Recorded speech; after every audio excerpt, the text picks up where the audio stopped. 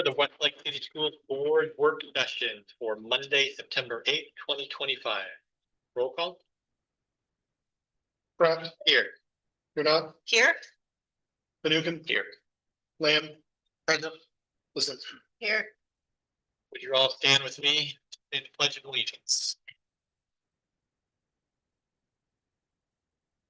I pledge allegiance to the flag of the United States of America and to the republic which stands one nation under God, indivisible, with liberty and justice. Together tonight, we recall our mission. Our mission: we educate for excellence, empowering all students to achieve their educational goals, to direct their lives, and to contribute to society, as well as our vision. The Westlake City School District will provide a dynamic, student-centered learning environment. Our district will be characterized by high achievement, actively engaged learners, mutual respect, shared knowledge, pursuit of new skills and capabilities, collaborative learning, willingness to take action, a team commitment to data-driven continuous improvement for a strategic planning process and tangible results. Thanks for joining us tonight. I move to approve the agenda. Is there a second? Discussion? Roll call? Pratt. Yes. Lizinski. Yes. Fanukin. Yes. Lamb. Yes. You're not. Yes. Motion carries. We're going to move into recognitions and informative reports. Dr. Goggin, would you like to have some words? It's that time of year where the accountability measures from the state come out, and we always like to, even though it's still considered preliminary data at the time, we do want to share the data that we have, because I think it becomes official on the 15th, and want to make sure that we're sharing out that information. So to do so, I have Amanda Musselman, our Associate Superintendent, and Paul Wilson, the Director of Academics for grades 7 through 12, who have a presentation ready to go for this evening. Thank you. Mr. Hopkins, when you can, fill out the application for me.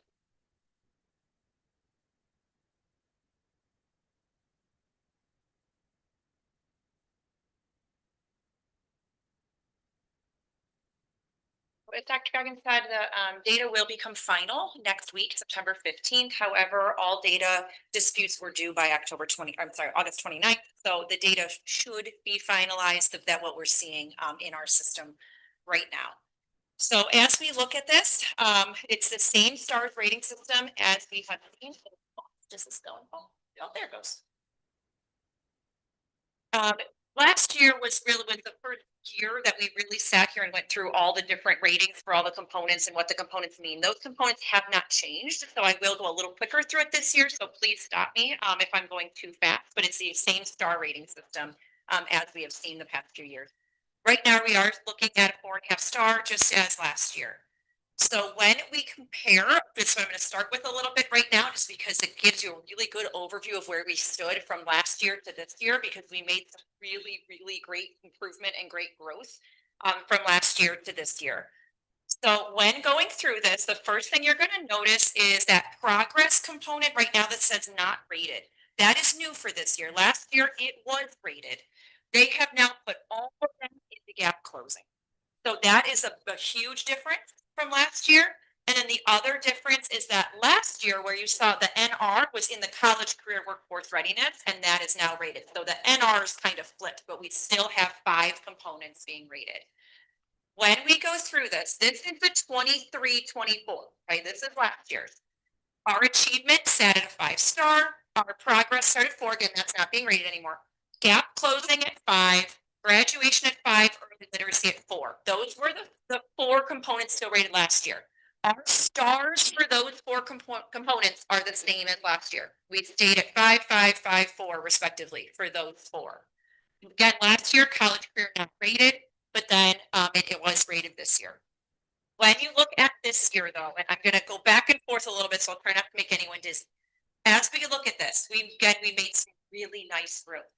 So when we talk about just achievement, then I'll get into each one. But when you look at the achievement is strictly how we did on the state test, performance-wise. 91.4 last year, up to 91.7 this year. When you jump to gap closing, this was our huge one. Gap closing is how well did we grow our subgroups. Last year, we were at a 67.2 overall. This year, we jumped up to 88.6.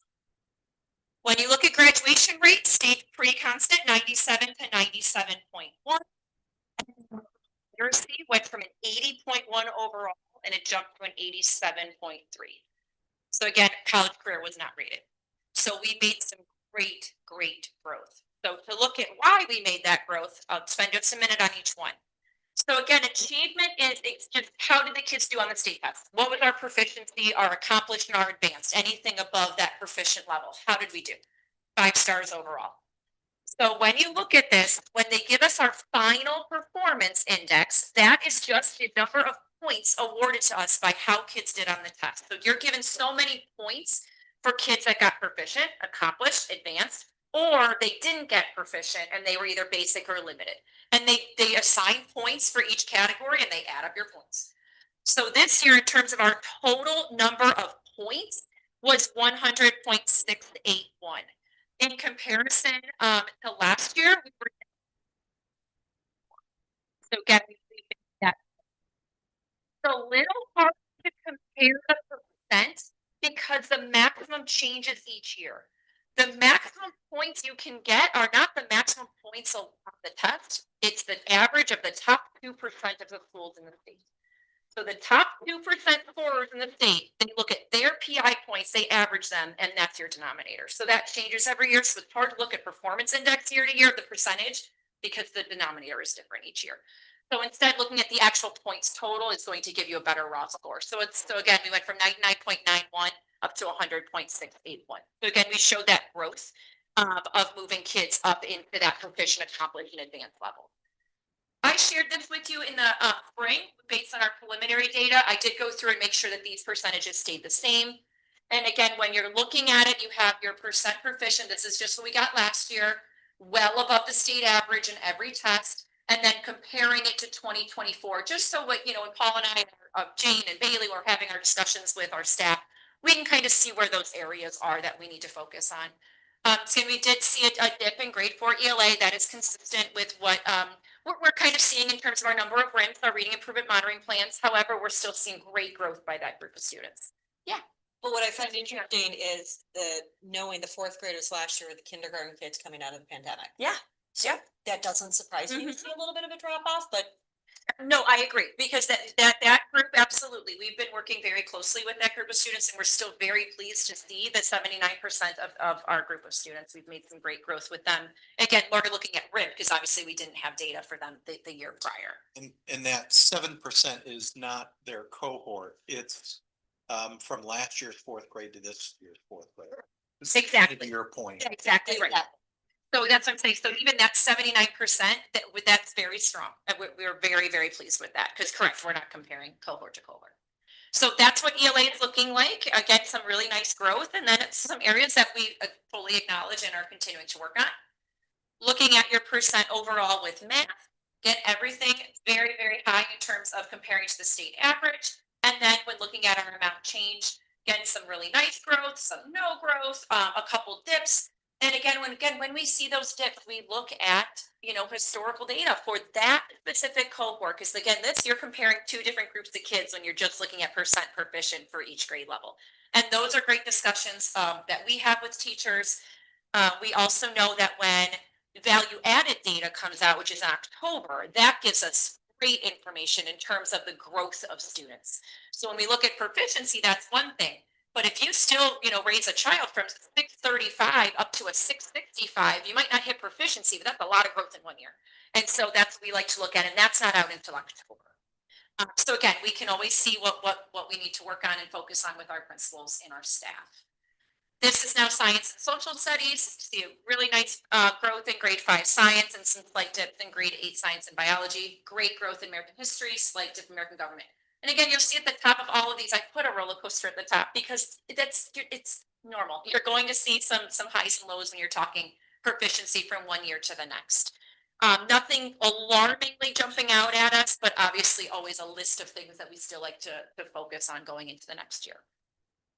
So that was the achievement. Again, achievement is strictly how they do.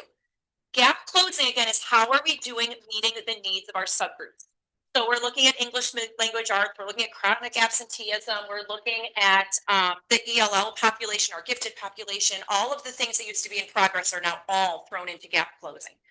5 stars and huge growth. So again, we went from 67.2% with our subgroup growth in 2024 to 88.6% in 2025.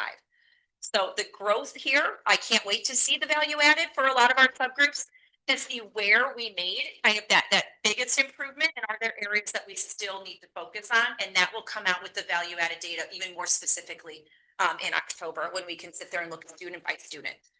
But again, as we look at this, pretty incredible. I definitely want to give a huge shout out to Jenny Petticourt in our ELL department. Their percent proficient rose 19% from 2024 to 2025, which is huge. So we went from 19% proficient to 38. So I mean, more than a third of our students exited the ELL program last year. So absolutely incredible. So combining all of that, because all of those two components have to do with performance on the state test. Here's our takeaways for this. In terms of our areas of strength, looking at our achievement for ELA, math, English learners, chronic absenteeism, graduation rate, we got very, very high growth for all of those. Something that we are continuing to do because the points are not there right now is that gifted creative thinking. I mentioned this last year. Creative thinking is a brand new identification area for the state of Ohio. And even though it's a brand new identification area in terms of being counted on the report card, for last year, unless you have more than 15 kids identified in that ability by grade band, you don't qualify for the points. So last year was the first year that parents, that we did a full grade screener, that we had kids qualify for it. And so we didn't have 15 kids per grade band. So that is something though that will continue to be built. We have a handful, but we don't have 15. So we'll continue to work on that. And like I said, we'll continue looking at value added. Things that we are doing this year with our administrative team is really focusing on what's called MTSS, multi-tiered systems of support. This is a process that the elementary school is in in year 4 of, where you notice a child is struggling. What are you doing? Immediately you get a team together. It can have your principals, your counselor, any specialist, the teacher, and what can we specifically put in place to help intervene? And then you measure it every 2 weeks. And in 6 weeks, you decide, is it working? Is it not working? You change the intervention, you do it again. And so you're constantly looking at data and figuring out that intervention. We are now working through that process with grades 5 through 8 on how do you identify a gap, how do you target a gap, and how do you progress monitor a gap. So that's a huge one. The rest we've continued to do. Assessment authoring is utilizing a state system to practice the state test, but what's nice about it is it's not just here's your state test. That's not the reason for it. It gives the teacher a breakdown of what standards kids are still struggling with. Paul is working very closely with Bernison on looking at data. How do you look at data and how do you decipher what is needed and what is not needed based on the data? They actually have the next round of that tomorrow, starting tomorrow, the next 3 days. Again, we're now in year 2 of KLA, which is our new ELA program. Anytime you have a new program, that first year can be a little bumpy as you just kind of learn the ins and outs. So it's nice going into that year 2. DIF has added a reading intervention period this year. So kids that are struggling with reading actually have it as part of their schedule for 30 minutes reading intervention every single day. Continuing with win periods, the what I need periods at DIF, except that used to be every Wednesday. That is now every single day. Being able to go into a common belt schedule really opened up doors for us to do a lot. Continue the no new instruction period at West, so it's very similar to the win period where you pull kids for intervention. Math intervention program, it's called ZERN. It is free and endorsed by the state of Ohio this year, and we were able to get that for grades 3 through 8. We had to apply for it, we were accepted, and that is a targeted math intervention online program that we are piloting along with many others in the state for grades 3 through 8 math. And then again, gifted will continue working on that creative thinking ability and making sure families understand if their child qualifies for further testing. Here's what that entails. So the creative thinking ability is just for the gifted. That is the gifted identifier. Right now, it's truly, mainly been visual and performing arts, reading, math, science, social studies, creative thinking has now been added. I'm sure we're Paul. Supple. Thank you. Graduation rate, if you recall, a few years ago, we were at a 4-star, really put in a lot of work over at the high school, and shout out to Rob's whole team, the whole office area there, came up with a plan on how to address this a little bit, how we monitor these things, kind of opportunities that we had for students to graduate. So our graduation rate currently sits at 97. I believe it's 97.1. And then the 5 years is 97.3. You can see that equals 4.25 points there. I just put this, this is a graph that we can pull up on some of the information we have that I think is a good indicator for you to see kind of what it looks like for us. And if you notice that dip, that 21, 22, I believe, dip. Oh, there we go, right down there, and there. When you look at that, that's a lot of that has to do with COVID. Obviously, we were coming out of COVID. We had about 10 students who really had a rough go, and we were trying to get them through. So you can see kind of where that dip lies and then where we went from there. So you can see our percentages are on the rise. And once again, shout out to the high school team. I think they have a really good plan in place for that. So here are some of the steps that we have taken. Looking at really tracking all of our students. We have an in danger of failing list or falling behind list, credit recovery program through Admentum that we've really come to rely on, and it's actually been really good for us. Double math period to try to catch our students up. An English lab, some assessment authoring, as Amanda spoke about, which is really helping our departments work together. And then just looking at some different PD and the PLC programs that we have. So we feel like right now we are in a good shape with graduation rate. Can you talk about what a PLC is? Yes. Essentially, what when Rob will get his groups together. So it's a professional learning community. So what will happen is, say it's math. Rob might bring in his math team at the high school, get together, kind of outline, hey, what are we teaching in Algebra 1? Let's all make sure we're teaching the same thing. Let's make sure we're looking at everything collectively together. I also have to give a shout out for the math labs. I know that's been incredibly helpful for a lot of parents and a lot of students, where they're able to go in during open times. The math labs? Yeah. Yeah, overall, we are seeing that in the double period has really helped our students out. So we are seeing. What is the double period? So, for example, what we decided to do when we looked at algebra and geometry, we felt like it was kind of fast for some of our students. So we made a double period so it could be slowed down more in depth. So like inch wide, mile deep. So you want to make sure that you cover things a little bit more in depth, allow a little bit more in-depth teaching. So we've seen that as pretty helpful for us. Any other questions? All righty. So let's talk a little bit about our 3-star college, career, workforce, and military readiness. So obviously a little bit disappointed in this, but as you recall last year when we did this presentation, I had mentioned that this data is the 2024 data. So the data that we currently have the 3-star on is for current college sophomores. It's our class of 2024. So here's some of the information that I can share with this. So when you look at this rating, you can see it's never been rated before. It showed up on the report card as NR. So when you look at some of these things, that's where we sat. We have made improvement. We currently sit at 65.9.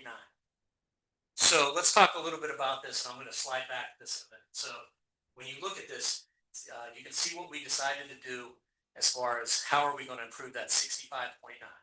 So we developed a tracking system as a way to document.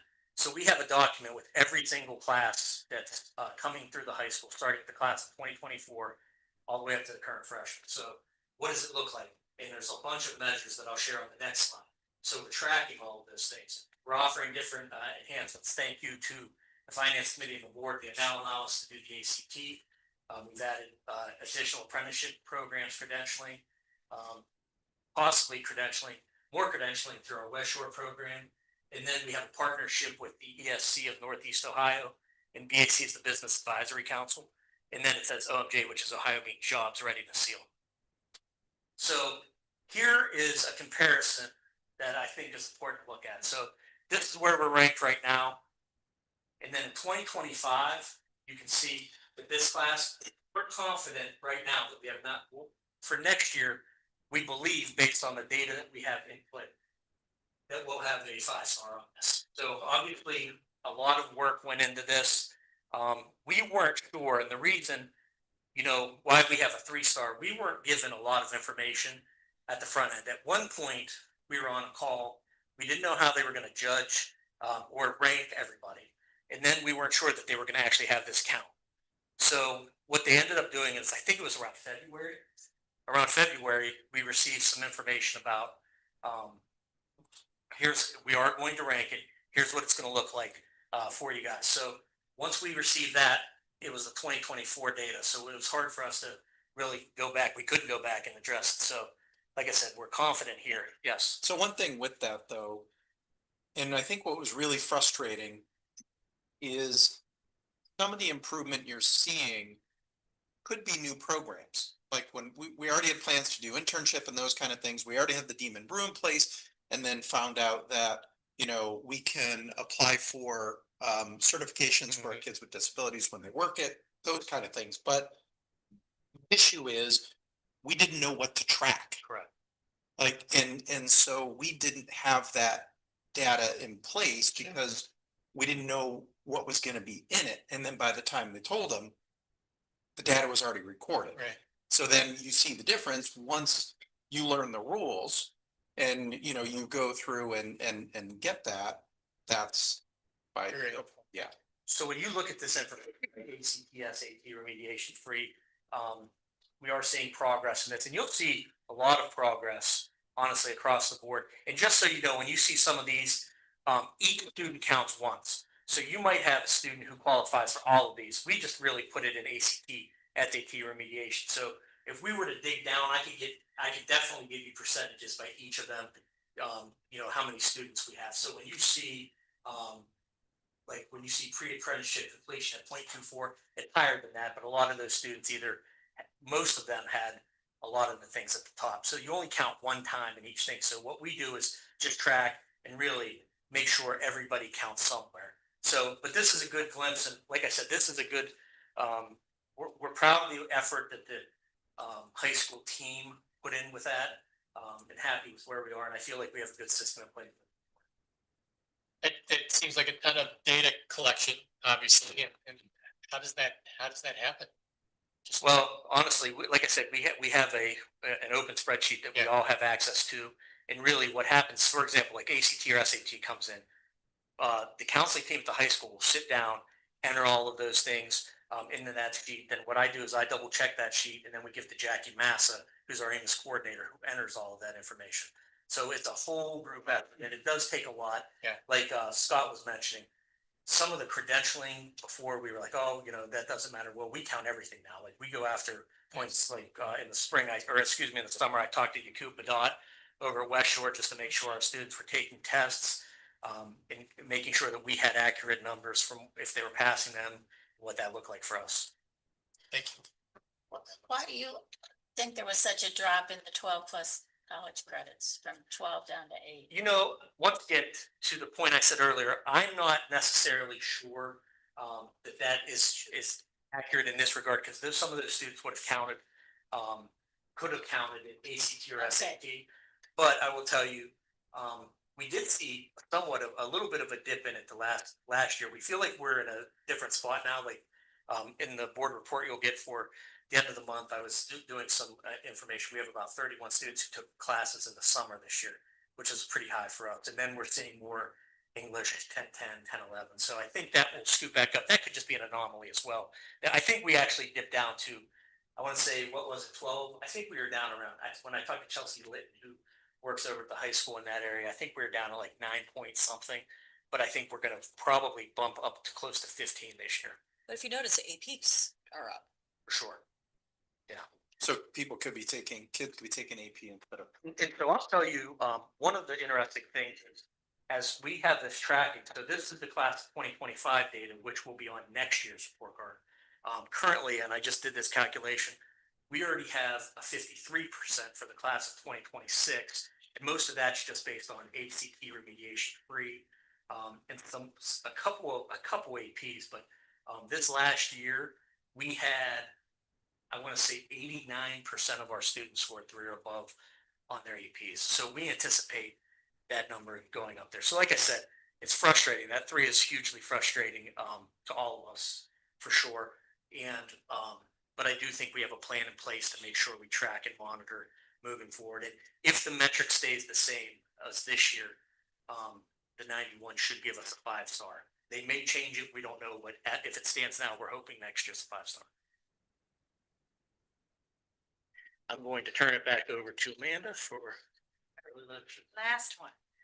Okay, so if you remember last year, early literacy was kind of the one that caused us our headache. And so let's go through that a little bit. We are still at a 4-star.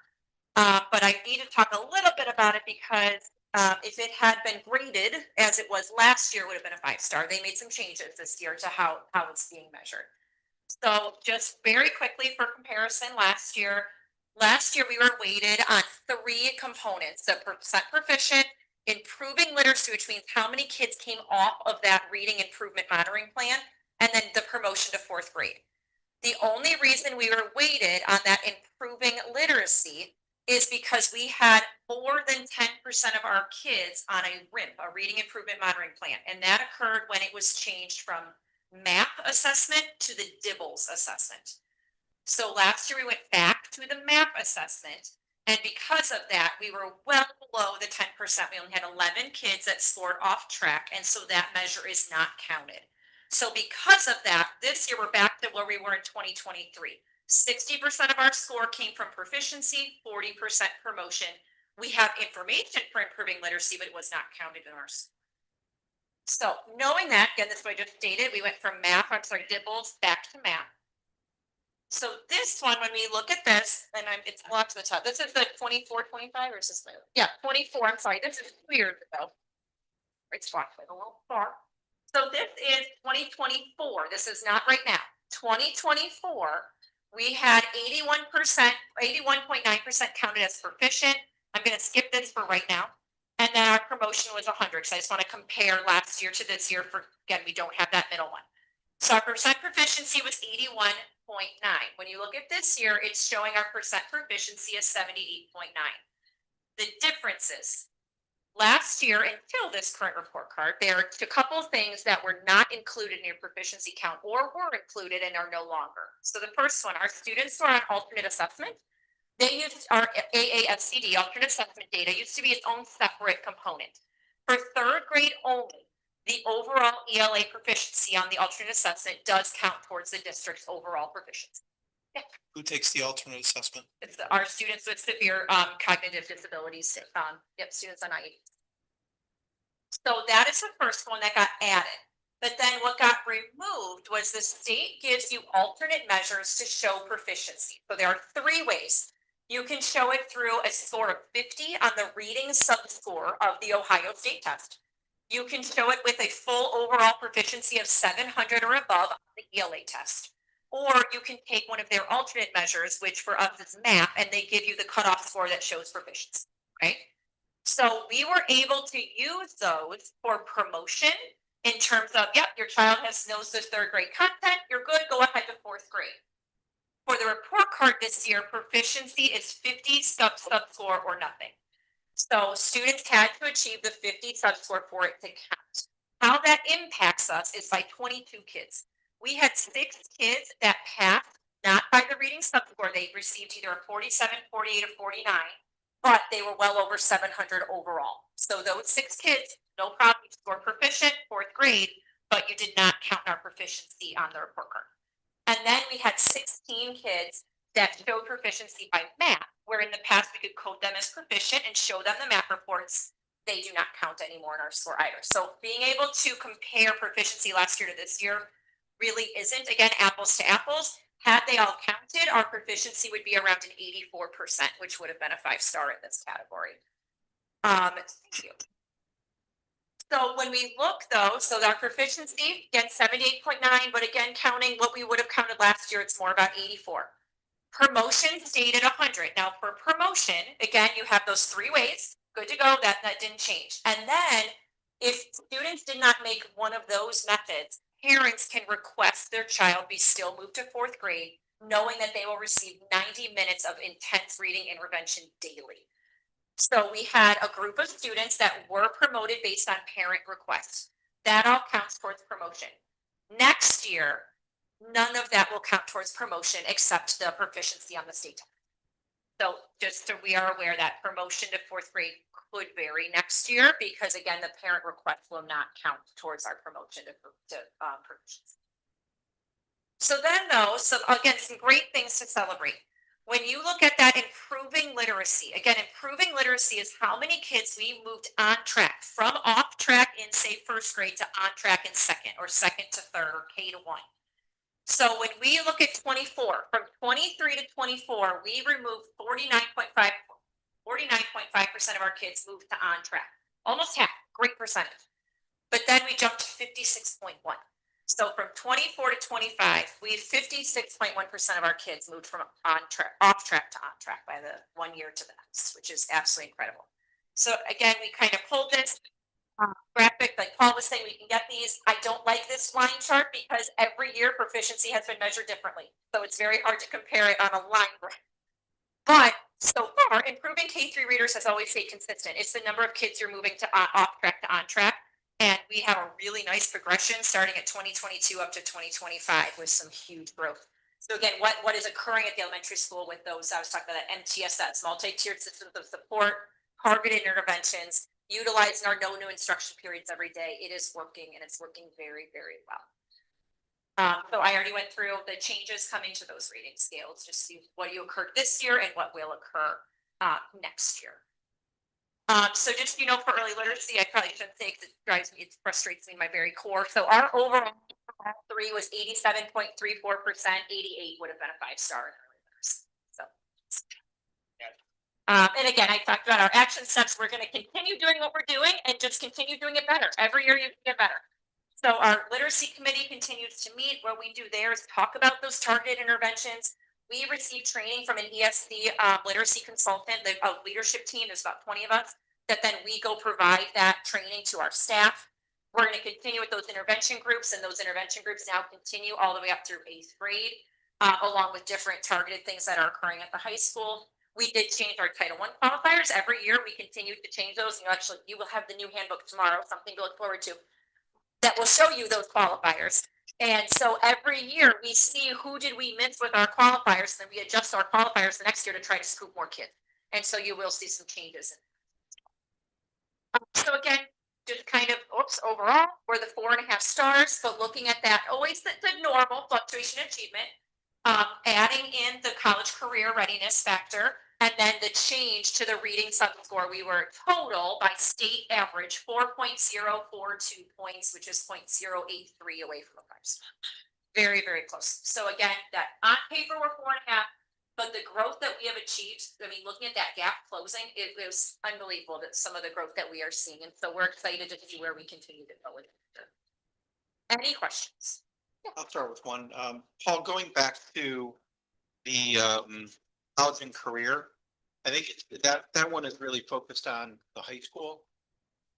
But it's interesting where during the span of a year, and it's during the school year, you see a 3 on the state report card, but then the US News and World Report comes out and ranks you in the top 10 in the Cleveland area. And actually, you've been here for a long time. Yes. And this was the first time in a long time we've cracked the 1,000 Yes. For sure. nationally. I think we were 971 nationally, if I'm not mistaken. We were top 10 in the Cleveland area, and I believe 35th overall in the state of Ohio, which puts us Last year we were in the 50s. 50. I believe we were 53 or 50. Okay. Yeah, so great strides made there. A lot of it has to do with the opportunities that are provided, the APs, and all of the work that's going on, in my opinion, at the high school to try to improve learning. Thank you. So my question was also on that category, but it was the military / workforce readiness. What do we do for military workforce readiness? I know we're very college oriented and career, but There's, so oftentimes what you'll see different recruiting groups come into the high school, do some promotion. We offer the ASVAB test, testing for students. We do different things like that. So honestly, that's if you go to the high school, probably once a month, there's a different recruiter in there, set up a table, you do some different things like that, but really offer the testing, and our counselors meet with the student, kind of walk them through that process as well. I congratulate you on what you do and your progress. And I think about you, your leadership team, and teacher. How do they feel about these numbers? So I can speak for case four, especially Yeah. because we met in TBTs, Yeah. and started talking through it a little bit. I will tell you, our staff, which I appreciate, they don't get hung up on the data in terms of, we try really hard not to let them beat themselves up. We use it as, here's what you're gonna do to grow from it, Right. and they have gotten really good at that. And so our K4, especially, truly, they're great at looking at the data and deciphering what the kids need. They are thrilled by these numbers, improving literacy, absolutely amazing. Looking at our 5-8, we are really digging into data on that campus this year. They have been extremely appreciative of the time we're taking, teaching them how to dig into data. And I will tell you, that's something that I didn't think about as much. Where if you haven't been taught how to dig into the data and find where the problem area is, how can we expect people to do that? And so we've really spent a lot of time the last couple of years, and especially now going into this year, doing that. And so far, the response has been very appreciated.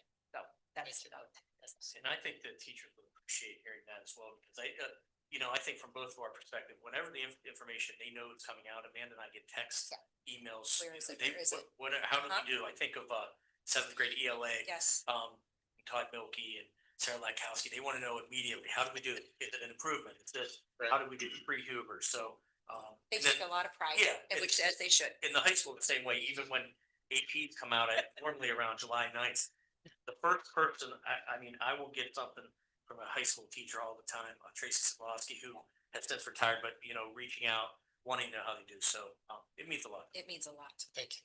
Can we get a copy of this presentation? Because especially Absolutely. when we're having conversations in the community. Yep, no problem. And I know there's gonna be some more changes, of course. Yes. Changes to how the data is done for next year. It seems like it's a little bit less.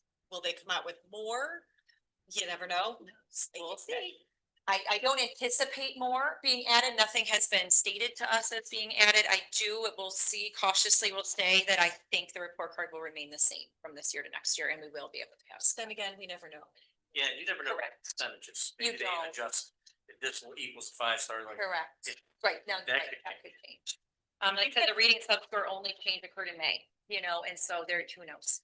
Do you have any sense of, from the other districts in the area or throughout Northeast Ohio, how the college and career readiness is impacted? So what they did was, because nobody knew how they were scored, so they said the fairest way to do it is an actual bell curve. So, we fell in a 3 with 221, there's 222 total 3s. Around us, there are some 4s. I don't know of any 5s, a lot of 3s. I went to a meeting in Avon Lake, who did a lot of, people who I know out there from here, who used to be here, told me that they're gonna be in 3. So really, they just did a total bell. I think you're gonna see a lot of 3s around that. You may not see it impact their final score, because even when we almost got away with getting 3 at the 0.0082. So if they had a performance index that was slightly higher, Exactly. they could still be at 5. Correct. Overall. I believe there's probably in the state, I want to say like 125, that's what 4 or 5 total. Then the 222 and the I thought River maybe had a 4, and River, I I think think River has 4. Bay a 3. But if they have the higher Yeah. performance index, it's not gonna knock them down to the 4.5. I think like. So not, anything to do with this, but are you hearing any rumblings about bringing back the 3rd grade guarantee? I mean, we still have that in place in terms of the promotion to 4th grade. That still occurs. The only difference is that parents can now request to move to 4th grade regardless of the assessment. But even with that though, the student is placed on a reading improvement monitoring plan, which now continues to follow them. So we have RIMs now that used to end at grade 3. We now have students in grade 6 that are still on a reading improvement monitoring plan. And so any child that did not meet any of those requirements, they are on that plan.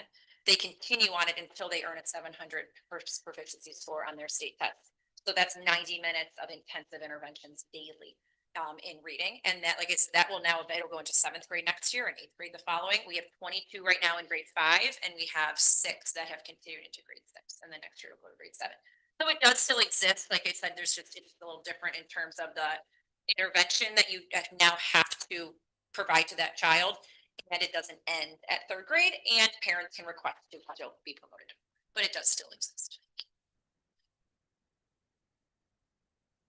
Thanks. Yep. Thank you. you.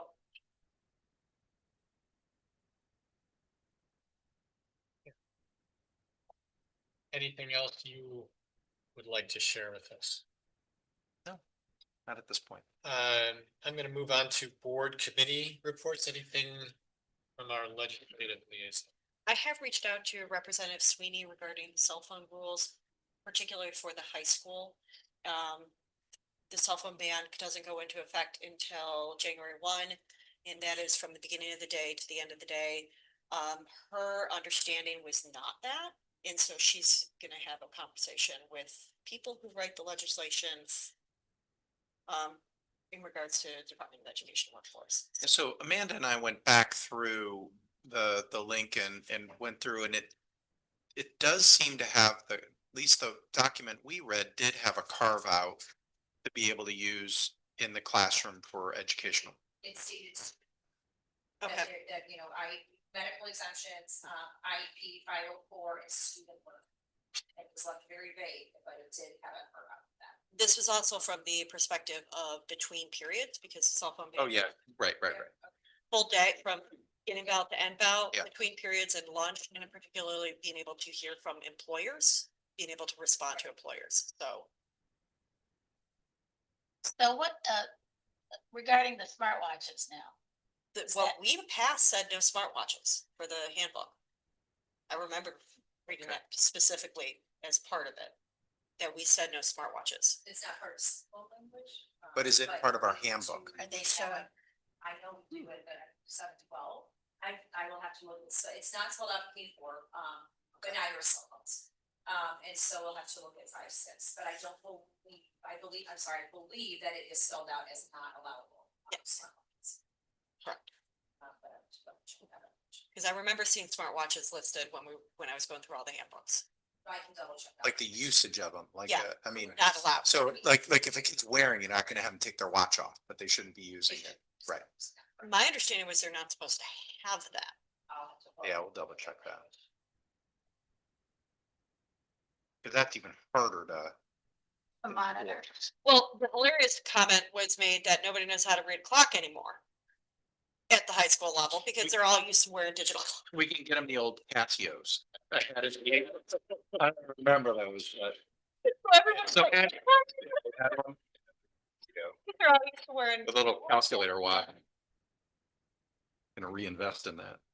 With regard to legislation, has anyone taken a peek at OSBA as far as offerings with regard to legislation? I was thinking last year, a lunch in particular, where I believe 2 senators had an opportunity to present. Do we know if anything? That was That was the at Capitol, Alliance, wasn't Right. it? at Capitol Yeah. Conference. Yeah. I haven't heard who the speaker is gonna be. I have not, we'll have our first alliance meeting this month. Gotcha. There has been the trifecta of property tax legislation that has been introduced in the House. I think they're calling it the 3 acts overall, and they still do have the working group about property tax reform, so we are gonna constantly be hearing about this over the next year or so. Anything else on legislative? That's what I got. Student achievement, anything following the presentation by Mrs. Musselman and Mr. Wilson? Or other than anything? We have a national merit finalist. Has that come out? Okay. Is it embargoed? Okay, we can't say public. Oh, okay. But are we happy? Yeah, I think we're very happy. Okay. Superintendent committee reports? Policies coming.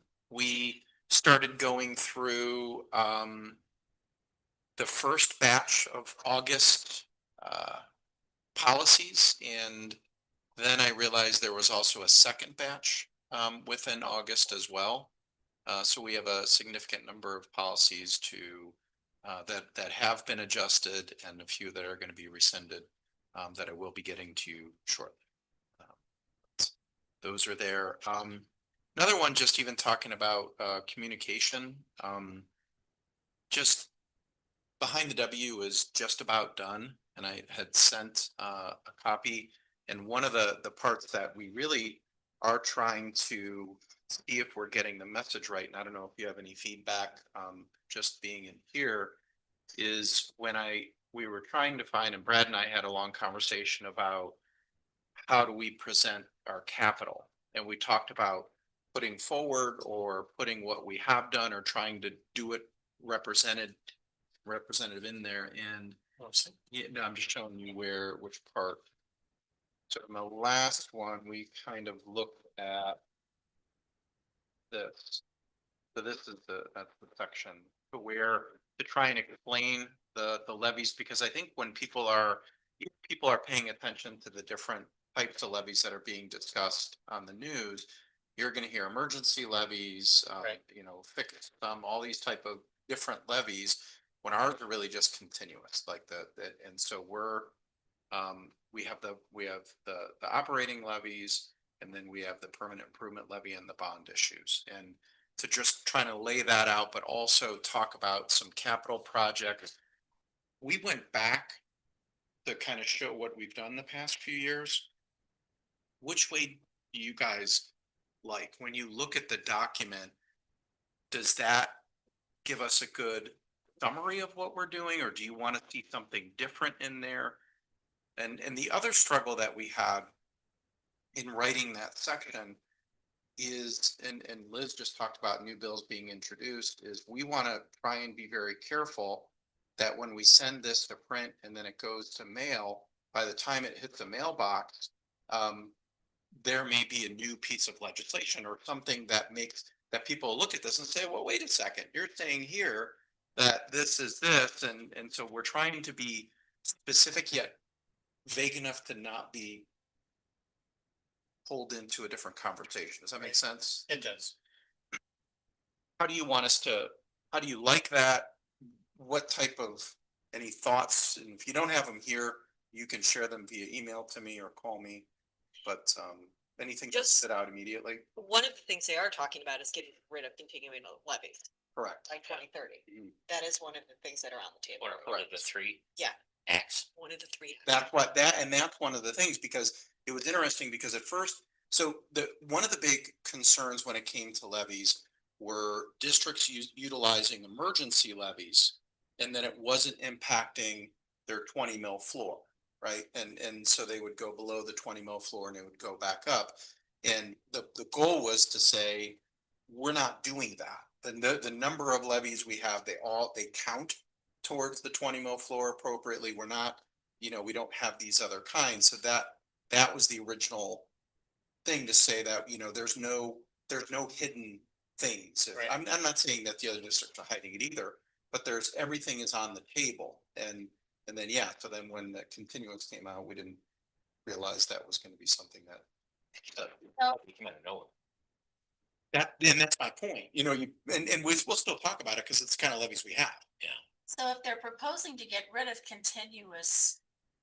continuing levies by 2030, how would that impact us, or are we gonna be grandfathered in, so to speak? So I saw, there were conversations about, and that question happened because there are some forms of levies that if you change it or not have if you take it away as an emergency levy, Todd, that if it was passed before a certain time, it still gets some sort of exemption. That's your homestead rollback and So exemption. to roll back, but then the new Not one, any of your levies. but then the new ones don't. Correct. So then the fact is, if you eliminated that older one, you essentially would raise. So. And I was gonna talk about it as we get into treasurer, but I guess we'll go down that route now. It is the trilogy that they've introduced here. And I did want to bring that to the attention of the board here, because there's just a lot going on. There's more going on, and really in the past 6 months around school finance than in my prior 20+ years around school finance. And there's some pieces that are concerning, and there are some pieces that I think that when this all comes to an end, something is going to happen. This is not just somebody yelling, fire, there's actually a fire. And so, when we look at the different pieces, this really revolves around property taxes. And so we have a group who are pushing a citizens initiative to our constitutional amendment to outlaw property taxes, and that's currently collecting signatures to be on the November 26th ballot. You have the governor who vetoed a number of items in the budget bill, who has his team working together on proposals of what that could look like. And then you have your legislative body who just very recently introduced this trilogy of 3 bills. One would be eliminating continuous levies. So they would be phased out. They would not be replaced. If you wanted to replace them, you would have to go to back to your taxpayers for a vote. And you wouldn't be able to pass it as a continuous. Now it would be an operating levy with a fixed time period. Generally speaking, the current law allows from anywhere from 1 to 5 years or a 10-year continuous operating, levy. The second part of the trilogy is allowing citizens to challenge, which would be voting out inside millage. We talk about our inside millage, we're 5.8 mils inside millage. That's part of inside is because it's already part of the Ohio Constitution. Okay. So Explain that a little bit. So the Ohio Constitution, when it was passed way back yonder and somewhere around 1805-ish, you would they put in there and said that the public's to pay up to 10 mils, okay, without a vote of the public. And so it was allowing your city, county, schools to have portions of this millage, okay, of that 10 mils to function. I mean, it's how government functions. And so the law says that inside millage is assessed. It's always assessed at 5.8 mils. We talk about the House Bill 920 and being reduction of levies. It's never reduced. It's always that for us, the 5.8 mil. All of our other millage is called outside millage, meaning that it's outside of the inside millage in the Constitution and it's voted on separate. So for the public, and again, I'm not a legal scholar by any means, but I even look at that and go, I'm curious on the constitutionality of that. Okay, because it would say by a simple majority of the public, they could override the Ohio Constitution. Okay, which seems to be conflict for me, but that's for people far smarter than I. The third part of the levy would be for voters to change the way levies are passed, where it would no longer be a simple majority. Okay, you could do simple majority on levies under 1 mil. Okay, so the reality of it is, while I am very grateful for our tax base, and currently 1 mil for us generates around $2 million, you would be on the ballot pretty much every year looking for another 0.99 mils, to go simple majority. Levies between 1 and 1.9, or under 1 to 2 mils would require a 60% majority. And then anything over 2 mils would require a super majority of 60.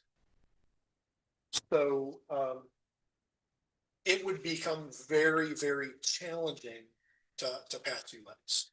Almost impossible for most of this. It's a good question. Now, when we look at Westlake here, and there are roughly 613 school districts in the state of Ohio. It's not that I don't care about other ones, but I focus on our district here. And when we look at our district here, we are roughly 80+% funded by our local taxes. So when they talk about, state funding, when they talk about the state reimbursement of that homestead rollback, homestead exemptions, only roughly 20% of that will come from the state. The other 80% is either local revenue generated from interest or pay to participate or kindergarten fees, things like that. But the vast majority of our income comes from the local property taxes. If any of these parties want to change the way schools, the way property taxes work, I'm not against that. And to the public, I don't necessarily believe our board is against an idea of changing. I think the reality of it is someone needs to provide or talk about the solution when you do these things. So when we look at that first part, that taxpayer initiative, how do you replace the billions of dollars that are used to fund our libraries, our schools, our parks, our port authorities, our counties, cities, police, fire, you name it? How do we fund that? Okay. When we look at the governor's team, how do you fund whatever changes you're making there? I'm not fully up to date on, I've not heard on what those proposed changes are, right? Or when you look at this trilogy, here, this might be fine for someone proposing this on a school district that's 90% funded by the state. Okay, well, they're probably not going to the taxpayer very often. Now, we're very fortunate that we've not been going to the taxpayer very often. We've got the lowest tax rate in the 3-county area, okay? But we would be penalized in this because we're going to need to go back to the taxpayer. And so when we're ready to do that, if it's over 2 mills, we would have to have a super majority. And the reality of that is when I look at the history of our levy history within Westlake, I think that would be challenging for us. And that's probably what the goal is, but I do think it will be challenging for us. So how do we replace that lost revenue? If they want to reduce property taxes, hey, I'm a property owner. I'm all for, some relief on property taxes. But how do we replace that so that we can still provide that high quality education here in Westlake, so that we can still provide those multitude of opportunities? You're being rated on all of these. In one aspect, they're saying, here, we're going to rate you on, you have to provide all these things. You got to make sure you're college, career ready, military, all these different things. And then on the other hand, we're taking money away from you. So now you better figure out how to do it. And we're in this conundrum right now. So I don't have an answer. Okay. I'm the first one to tell you that. I don't know if they would be looking at income taxes. Okay. Looking at school districts trying to do income taxes, but you would have to replace the income some way. We're roughly $50 million we receive in local tax revenue. Off the top of my head, we're pretty close to that. And so how would you replace that $50 million? So it's not a good piece. I know they're pushing very hard on this trilogy right now.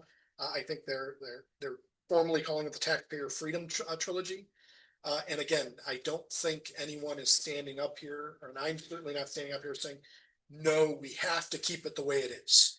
Okay, I do understand that property values have increased significantly.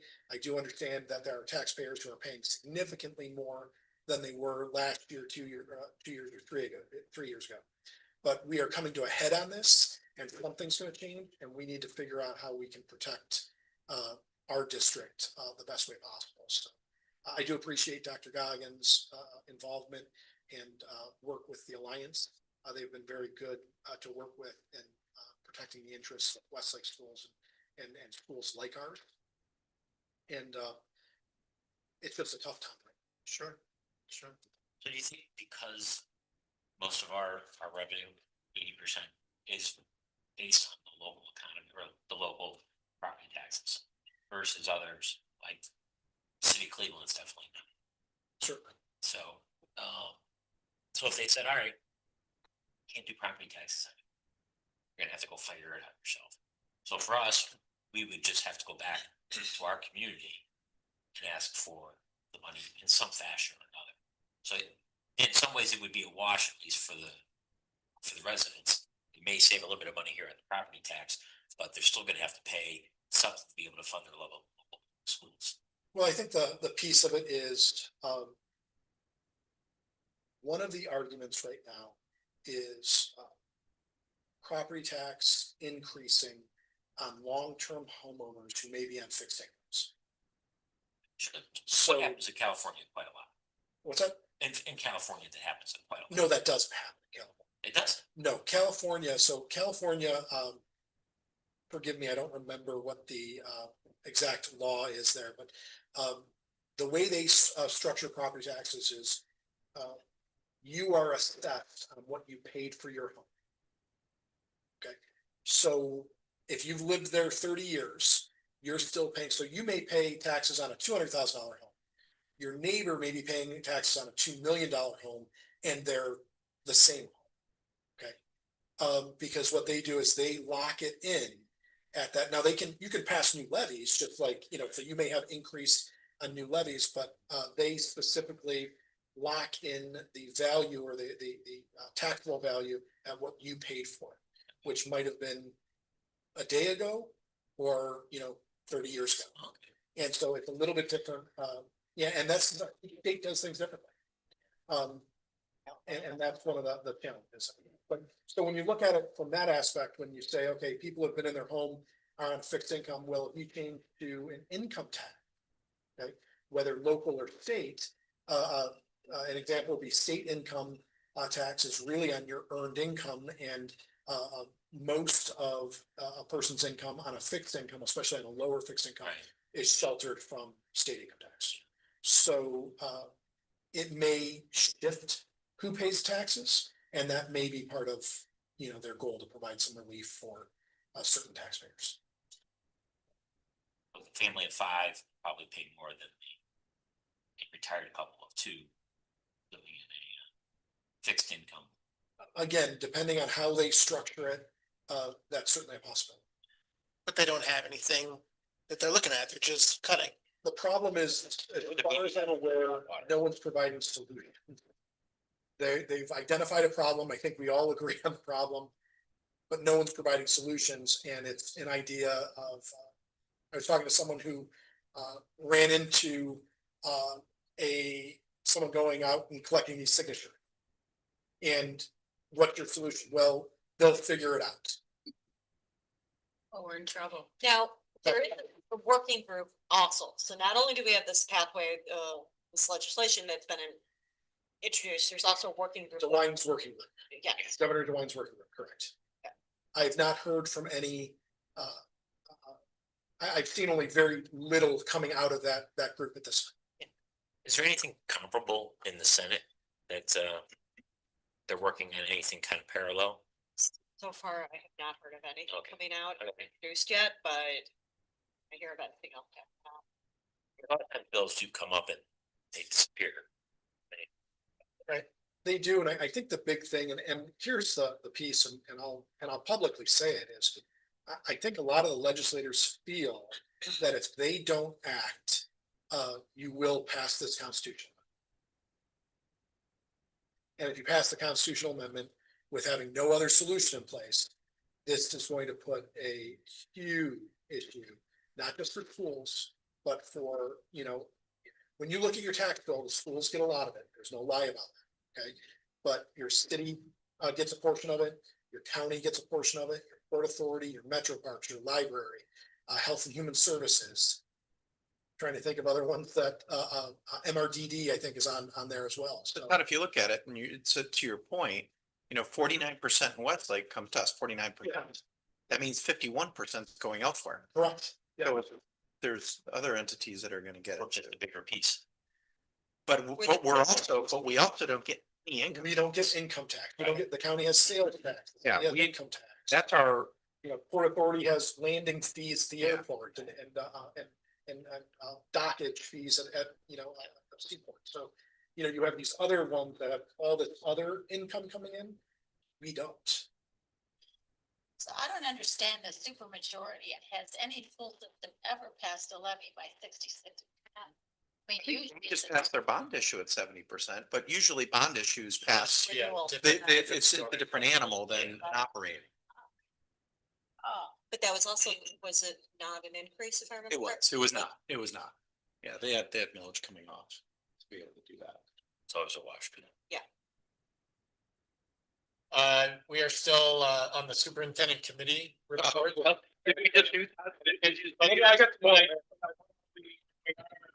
superintendent committee reports, the Buckeye Association of School Administrators has awarded Dr. Goggin. He'll be receiving the 2025 Buckeye Association of School Administrators Exemplary Leadership Award on October the 7th. So congratulations. Thank you. Oh, And, nice. Wow. we will have a representative from Bassett join us at some point here as well. So congratulations. Thank you very much. Mr. Hopkins, treasurer committee report. Do you have some other things you'd like to share with us? Well, you know me, I am just a ray of sunshine, so I report good news. Uh, Going back to the changes in the fiscal world. In the budget bill, House Bill 96, some of the other changes that are in effect, or coming into effect is, we no longer have the 5-year forecast. Okay, they decided to lop a year off of it, so we have a 4-year forecast. Okay, we have some different reporting on appropriation instead of expenditures. I'm not sure exactly what that means. We're trying to get some guidance from the state on that. It looked like for this year, we're pretty much going to be in the same format that we've been, but they've said that they're changing the format going forward. So there's gonna be a number of changes on the forecast, so we'll see how that goes. One of the changes with the forecast is, years ago, it used to be an October and May forecast. Then they changed it to November and May, okay? Now they've changed it to August and February. I don't know why. Do they Okay. put like months in a hat randomly? I will tell you, I've understood the rationale between November and May, and really it wraps around tax and tax collection rates, and certifications, and certification of your tax amount. Okay, that makes sense. August, we just closed the fiscal year. Okay, so everything is going to be a guess for the upcoming year. We have not received all of our taxes yet. Typically, you'll get an advance in July, advance in August, and then a settlement in September. So I have no clue why they've picked on August, and in fact, our permanent budgets aren't even due until the end of September. So I just don't have a clue. But they've changed it now, and because August 31st has already passed, they've made this year due October 15th.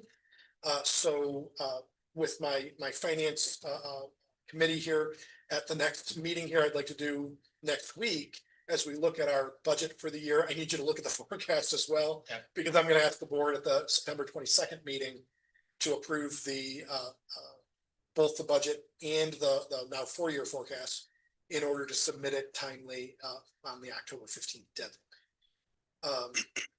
So I don't know why they're doing these changes. And again, even in February, I'm not sure. February doesn't make a whole lot of sense to me. You know, we don't even know what staffing is really going to look like for the upcoming year in February, although we have some hope of getting retirements by then. We're not sure. It's just a weird piece. So that's another thing that we're going to throw on, and you know, we'll work through that. But there's been a number of changes with both the budget bill and now proposed bill. It's just a interesting ride right now. So I'll let you know when I know more. And we'll move next week. Yeah, I would, I'm hoping that you'd have some availability either Wednesday or Thursday afternoon for the 2 board members who I meet with for finance, and you know, we'll work through that.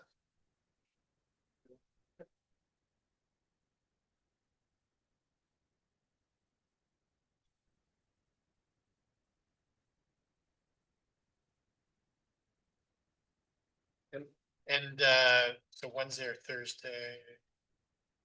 I can do either one. Are you available? Yeah, so, All right. Okay, would you have a preference? Do you guys, you can tell me what your preference is. I can do. Wednesday. It's Wednesday. fine, that's fine.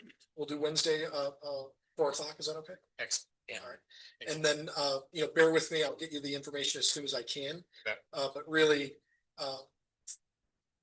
they just came out with forecast stuff at the end of the week before last. So I was not prepared to have that ready. So bear with me as I get that information together and get that loaded for for you, to review as well, so. Mr. Hopkins, anything else? That's it. All right. Board comments. Anything? Was able to make it to the Warrensville Heights Westlake Yeah. football game on Friday Yeah. evening. What do you think? I think we won. Yeah. Both during the play on the field and at halftime. Yeah. So Like our Band quarterback's is really quite- good. Band's 3-0. what's that? Is the band 3-0? Back so soon. They've been on their feet for a number of years. But it was interesting. I got to hang out with Corey and Colin. So Excellent. Colin's been a nice addition. Yeah. I think he's done a really nice job. it's doing. You know what? I've had some interaction with him, and he's been very responsive, and he's been great, and very, been a great resource. So I like the reports he sends out. By the way, just another thing to throw out, congratulations to Rob and Amy Woods. Oh, yeah, Parents. Danielle Woods born last week, so really excited. He was actually in our administrative council meeting this morning. Oh, We're like, what are you doing? is he back to school now? He's doing some half days. Yeah. half asleep. That is definitely, they're on the 3-hour cycle. And he said that at first he didn't quite have when was day and when was night. And so they had to still kind of work. really, that happens.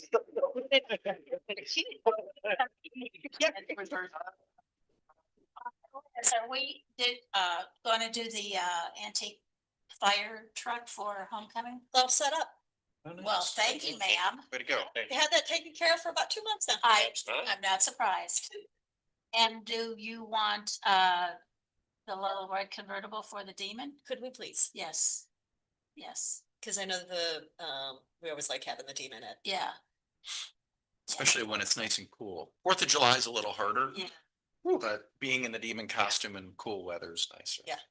So I have one comment. I had it come up and Brad, this is gonna be directed to you too. We vacationed last week in the Canadian Rockies, so we were out, way far west. So we were coming out of a restaurant, struck up a conversation with a patron there and he asked where we were from. And we said, Ohio. He kind of looked at us and I said, well, the Ohio State Buckeyes. And he just looked at me with this real vacant stare. I said, they're national champs, college football. And he said, never heard of them. When they went them at the game, and they run out on the field. So I thought, we're not so world renowned. We're not as global. We think we are. Very humble. You turn at a restaurant in Canada. I think you should just, in the restaurant, you should have yelled out 08. To see if you got one eye out. Because of the tariffs, they may have, be holding a little grub. You can't get bourbon in Canada anymore. Really do. No, it's gone. No, there's some that they bought it up before the tariff, so they do have their. It's, yeah, pretty much run down though. Yeah. Talking Local up ride. in Toronto and Ontario area. It's really, yeah. Any, Yes. Back to, It's not work. well, I've not heard a lot of negative or any real negative comments on back to school.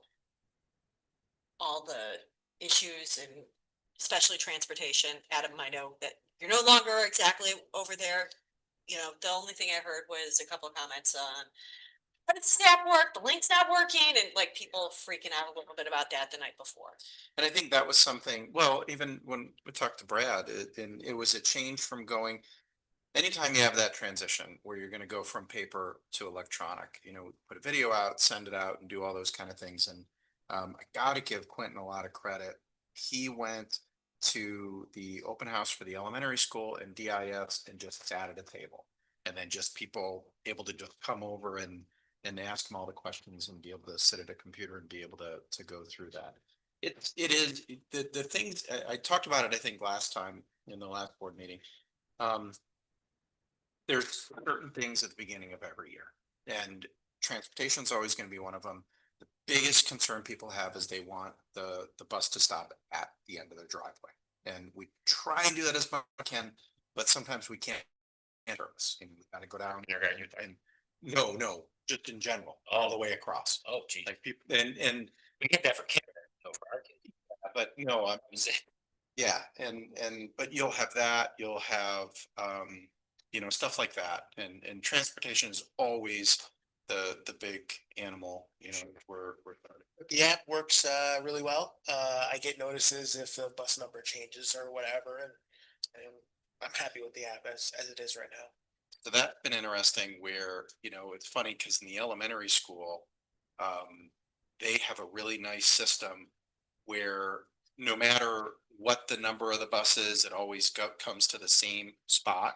And in the elementary, they'll use animals. And so they're the kids are a little less reliant on the numbers and more so on, I'm on the lion or the elephant, you know, and they know their spot. But for the older kids, especially when you're looking on the Dover campus, it's a little confusing because they could ride bus 12 in the morning and then 21 in the afternoon. Yep.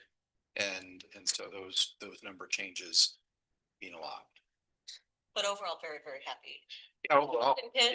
yeah, overall, I mean, we're pleased with the start, and I know Amanda had to go, but you know, with what her and her team are doing academically, with stuff you saw there, we are really excited about this school year. You know, despite the noise from the outside and the things we have to deal with, what we have going inside, we're really excited. Any other board comments? Is there a motion to adjourn to executive session to discuss appointment, employment, dismissal, promotion, demotion, or compensation of an employee or official? So moved. Discussion? Roll call? To enter into executive session at 7:17 PM. If you're not, Yes. Fanukin, Yes. Kraft, Yes. Lamb, Yes. Lizinski. Yes. Motion carries. You are now in executive session.